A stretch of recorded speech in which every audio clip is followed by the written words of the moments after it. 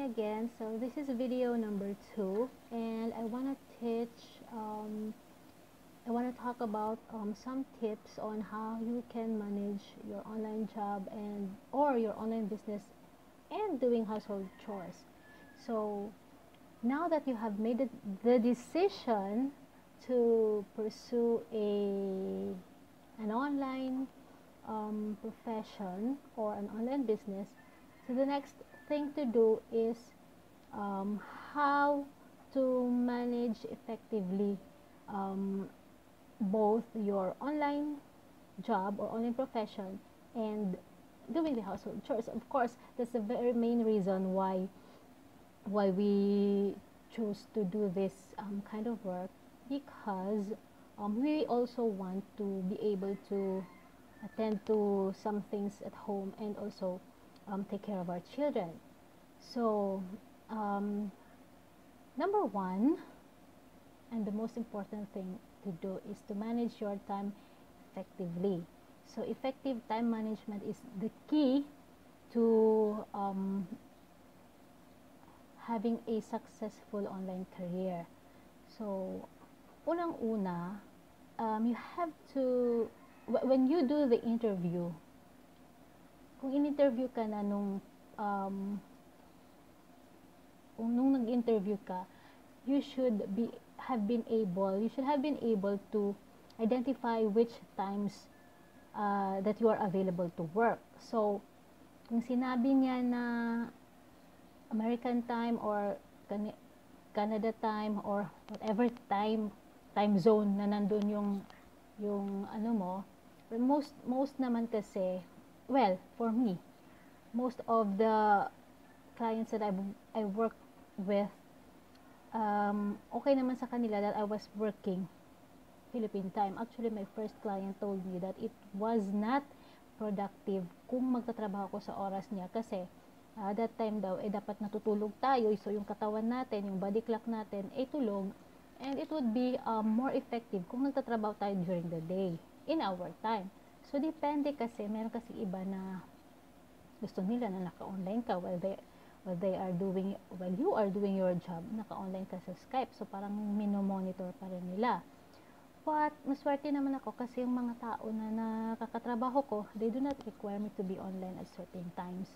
Meron lang talaga if we need to talk about something, like for example our monthly goals or something like that, kailangan ko siyang mag-online, so nagmi-meeting kami, but hindi siya madalas, so depende yon. My brother was also working as a website developer, something like that. Most of them are required to be online, so kasi tumatawag yung boss nila tumatawag yung clients nila, so they need to be online.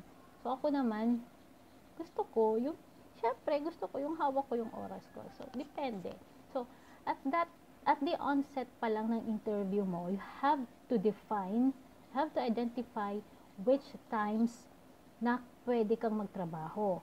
You have to compromise with your client or your boss, so nasa inyo na yon kung ano yung napag-usapan nyo. So, once you have set a time for you to do your work, doon ka na magbe-base kung ano yung magiging schedule mo. So, if you go, like for example, if you're going to work during the day here in the Philippines, yung oras natin ang trabaho mo, you can say start like 9 a.m. So, like for me, meron akong mini-maintain na dalawang online job, and that puts the food on the table. So, hindi ko siya pwedeng pakawalan muna at this time kasi nga startup pa lang itong ginagawa ko. So, I divide my time between the two of them. So, like for example, when I start at 9 a.m., 9 to 12, I do this, and then I have a lunch break. It's very, very important that you set your breaks, kasi mahirap magtrabaho ng dire-diretso. It will only drain you. Parang nasa office ka pa rin, no, di ba? If you at least nga sa office may break Kasi sa bahay, if you're working at home, you need to set a specific time for your break. Kasi mabilis mabilis kang madalasan. If you do not have the discipline, makita mo lang yung kama mo, you wanna go to sleep, you wanna go to bed, you wanna lie down kasi pagod ka, ganyan. So you have to have that discipline. And importante, yung meron kang meron kang schedule for every task that you will do. And also one tip for that is yung doing the Pomodoro technique. And have you heard of the Pomodoro technique? The Pomodoro technique is setting a timer for every chore that you're going to do. And like for example, may sinusulat ka. So you set a timer to do that for 15 minutes, and then pag nag-time na yung timer mo for 15 minutes, stand up. Kasi mahirap yung trabaho natin na nakaupo. Sabi nila mabilis lang. But I tell you, if you're going to sit down and stare in front of the computer and start your job, medyo mahirap yung masakit sa likod, masakit sa, kailangan, you have to have the break. So yung Pomodoro technique, you set a timer for every chore that you do, for every task that you do, and then pag after na ng 15 minutes, pag nag-set off na yung timer mo, you stand up, you take a break. Like 5 minutes na break, and then after yung sinet mo na break, you go back to work again. And then i-ano mo siya na parang every 15 minutes or every 20 minutes, every 30 minutes, you have to stop para nare-refresh mo yung sarili mo, and then you take a walk, a short walk, para nare-refresh yung mind mo, pati yung personal, mo talaga nare-refresh siya. So that's one tip that I can give. So managing your time efficiently and effectively, set a schedule. So like for example, sabi ko nga, as I said earlier, I'm maintaining 2 online jobs. So 9 to 12 I do this, and then I take a lunch break is from 12 to 1. I also take that. Sometimes kasi talagang inaantok ako pagdating ng after lunch kasi hindi sa gabi naman I also extend my time. So and I wake up very early for my daughter, so I need to have my siesta in the afternoon. Siguro mga 10 minutes, 15 minutes ay nap lang, short nap, para magising-gising lang ako, or ma-revive lang yung utak ko. Draining din magsulat. So and then pag dating ng 1 or 1:30, I start doing the other thing that I need to do, yung isang task ko. Pero minsan kasi wala akong ginagawa doon. So, what I do is, if I have an urgent thing to do for the other company, ginagawa ko siya. Or if wala naman, ginagawa ko yung sa akin. Ito. My own ventures, diyan ko sinisingit. And then when I go home, ulit, mamaya, kasi uwi ako 5 p.m. I mean, after na, kasi I work online. Pero I choose to go outside of my house kasi minsan I've been doing this for the past 5 years. So minsan nakakaano din, you want to have a change of environment. So ang ginagawa ko minsan, I work at my mom's, minsan naman I go to work in coffee shops. So pagdating ko ng when I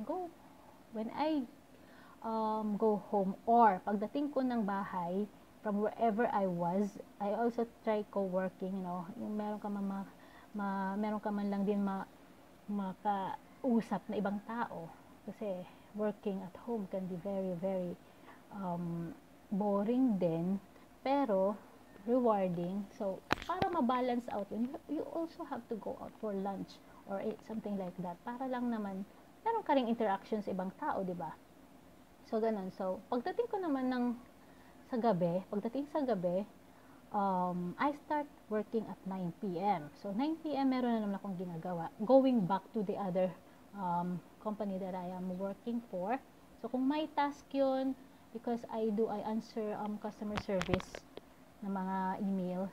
So, after that, kung wala namang emails, wala namang ibang gagawin, if I still have time, basta sa akin is 12 midnight matutulog na ako. Dati umaabot ako ng 2 a.m. but I find it very, very parang nagiging unproductive na ako the next day kasi nga antok pa ako.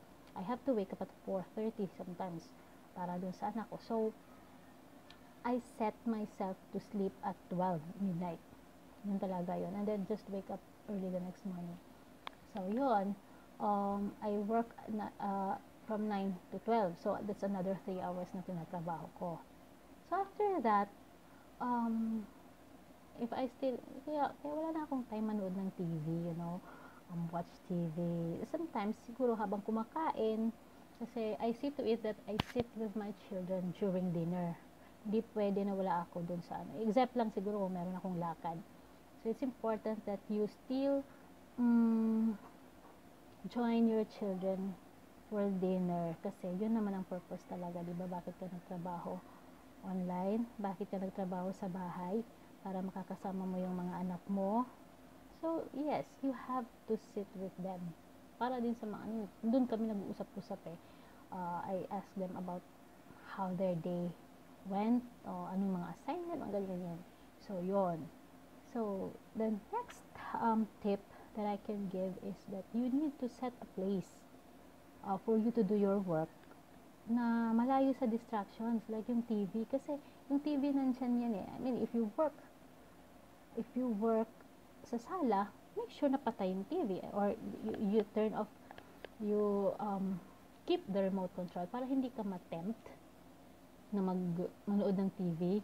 Although I do that sometimes, pero okay lang kasi I still have the discipline to finish whatever it is that I started to do. So yun, kailangan meron kang space eh. Kung meron kang if you have an extra room in your house, convert that into an office. I tell you, you need to have an office. Hindi kasi, alam mo, it's not going to help you kung yung kwarto mo na tinutulugan mo, ay doon ka rin nagtatrabaho. Kasi na, ano yun eh, the effect would be, hindi ka makakatulog. Because there's not there was a study na parang, if you're bringing work into your room, yung tinutulugan mo, chances are hindi ka talaga makakatulog ng mahimbing kasi at the back of your mind, iniisip mo yung trabaho mo eh. Kaya, I used to do that before. Pero nung naano ko na oo nga pala, talagang hindi talaga nakakatulog ng maayos pag nandun yung trabaho ko sa kwarto. So, you need to set a place. Yung ano mo, kasi ano mo yan eh, area mo yan eh. And you have to keep it organized, maayos, kasi a cluttered place is equal to a cluttered mind. Ewan ko kung sino yung nagsabi nun, pero para sa akin, yun. Parang kailangan ayusin mo, tanggalin mo yung mga clutters dun sa work area mo. I remember nung nagtatrabaho pa ako sa office, no? Ang kalat-kalat ng ng table ko. There was this high, ang taas na nung mga paperwork, mga papel na nandun sa ko. I read in an article online, ang mga creative daw ng mga tao, they are, at matatalino daw na tao, talagang natural daw na gano'n makalat daw yung mesa. So, tinawanan ko yun. And I told my boss, yung president ng association na tatrabaho ko, sabi ko, sir, matalino naman pala talaga ako eh. Kasi tingnan mo, ang kalat ng mesa ko. Sabi dito sa article. Tawa siya ng tawa. Kasi we always had that conversation about me trying to organize my desk. So, yun.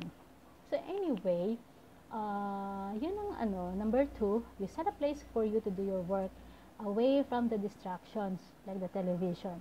And, siguro, the refrigerator. Kung medyo mahilig kang para at least di ka, ang hirap kasi nagtatrabaho tapos kumakain eh. Ewan ko, I've tried that, hindi, nawawala yung concentration ko. So, yes. So, tip number 3, you turn off your phones, mobile devices, and disconnect yourself from the outside world. So, yon. And also number 4, so halos magkasama to na, let your family members know that you are working during those times so they know when to contact you. So, sasabihin mo ngayon sa mga friends mo or sa mga kamag-anak mo na, ay, hindi ako pwede pag ganitong oras. Alam mo naman na schedule mo di ba? So, you tell them, even my children, I tell them, pag sarado yung pinto ng office, ng kwarto na to, ibig sabihin, ayaw mo na seminar, ayaw mo on a conference call, so ayoko nang may nag-iistorbo. Pag sarado yan, ayoko nang may mangi-istorbo sa akin. But if I'm not really if I'm not really doing something na, for example, sa Skype, hindi ako nag-Skype, or I'm not doing videos, okay lang na pumasok sila minsan, basta hindi lang sila mag-iingay. So, yun, sabihin mo na sa family, you have to inform your family members na, oy, kasi it's very easy na, minsan naabuso alam nila na nasa bahay ka lang trabaho. Ang akala nila, just because, it's not just family, no? Also your friends. It's not just because na nasa bahay ka, nagtatrabaho ka, pwede ka nang istorbohin anytime. I'm sorry to say, pero meron din kasi mga neighbors na, just because they know that you are there, nagtatrabaho ka, alam nila, kahit nagtatrabaho ka, mahilig ba pumunta, yung nangangapit bahay. Sorry po kung natatamaan kayo, pero once you start working online, you have to have that discipline na bawasan yung mga distractions sa bahay nyo.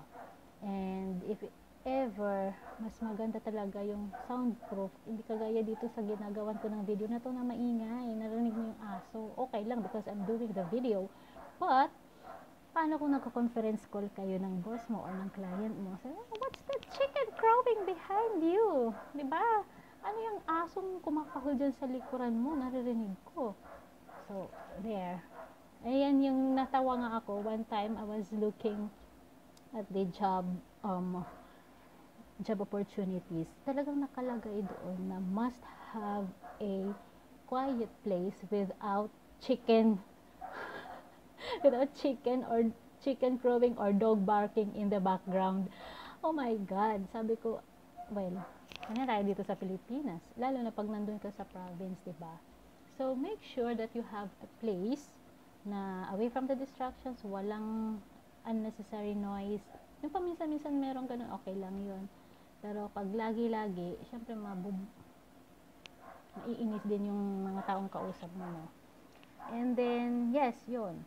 You have to also inform your boss or your clients kung kailan ka available magtrabaho kasi it's very easy for them na maabuso din kasi alam nila na nasa bahay ka lang, so anytime they would like to call you, tatawag sa'yo.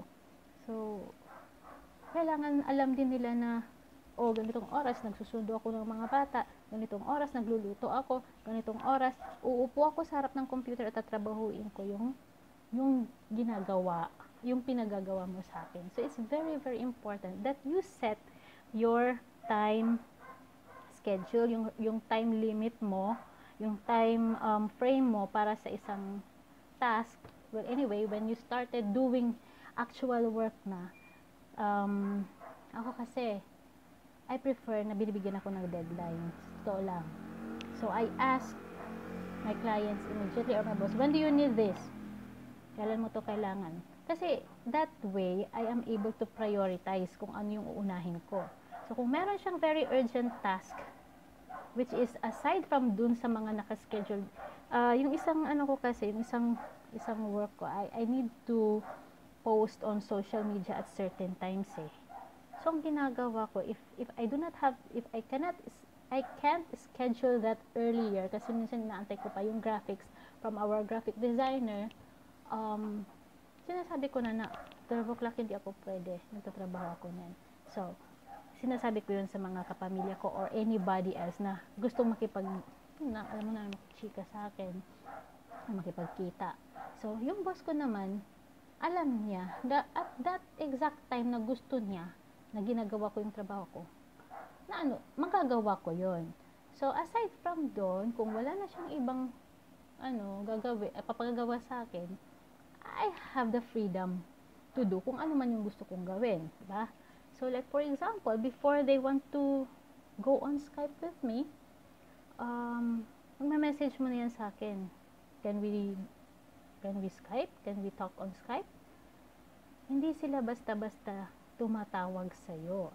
And that is one thing that I do not like also, no? Yung bigla-biglang may tatawag sa'yo, you're in the middle of, alam mo yun, nasa CR ka, or, diba? Kasi ayoko na ayoko nang may miss call eh. Especially if it's my client, ayoko nun. So, I tell them that before we talk on Skype, you have to inform me para naayos ko rin yung itsura ng kung saan ako, di ba? Mamaya ang kalat ng bahay mo tapos nag-video conferencing kayo. So, yon. So, what else? Actually, marami pa akong mabibigay na tips. But for now, yun na muna kasi mahaba-haba na tong video ko. If there's still some things that you need to know, just send me a message so I can prepare a video for that. Actually, I'm sourcing out ideas on what I can contribute to your online career. So iniisip ko yon. So I need inputs, and I would greatly appreciate if you have kindly send me a message to the vahub@marianim.com, and basahin ko yon. Lahat yon. And also, I will be posting this video on Facebook, on our Facebook page. You can like and visit our page, http://facebook.com/the virtual assistant hub. Yeah, something like that. Just search it, the VA Hub. Yes, so that's it for now. Bye. Thank you for watching, and I hope to see you on the next video. Bye.